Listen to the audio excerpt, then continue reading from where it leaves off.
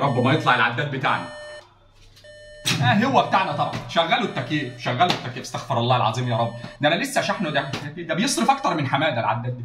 لا اله الا الله. طب اعمل ايه يا جدعان؟ شريحه 5، شريحه 5 وانا فاتح محل فوق. لا اله الا الله. اطلع اشوف بيعملوا ايه. ما هو لازم طبعا، ما هو لازم. كميه الانوار ده انا مش عارف ايه كميه الانوار ده. احنا في محل حلاقه يا جدعان. ايه يا حاجه؟ يا حاجه كل الحاجات شغاله سوا، السشوار والتكييف والبيض قاعد على البلاي ستيشن من امبارح اصلا. انا مش عارف، العداد بيزغرط تحت يا حاج. انت مش متخيل. وقاعد بينور احمر وبتاع. احنا قلبين اوضه العدادات دي جيب بسبب العداد بتاعنا، الوحيد اللي بيصفر وسط العدادات تحت، بيستغيث بينا يعني. انا مش عارف اقول ايه، انا مش عارف اقول لك ايه يا حاج. انا والله انا زهقت. احنا بقينا على الشريحه الخامسه. شريحه الفيلل دي على فكره دي بس تشغلي اي حاجه هو بيجري لوحده. فيا ريت يعني نخف الدنيا شويه. والواد ده بيستحمى بميه سخنه. الواد ده انا شفته امبارح مشغل السخان، مش عارف ازاي يعني. درجه الحراره بره 190 اصلا ودي يقول لك استحمى بميه سخنه.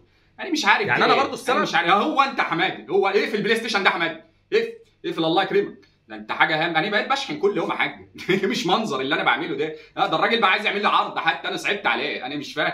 ده انا ناقص احط كارت البنك في العداد، مش ما عادش بياخد كارت الكهرباء، ما عادش بيكفي. استغفر الله العظيم يا رب. انا هعمل ايه يا جدعان؟ لا اله الا الله.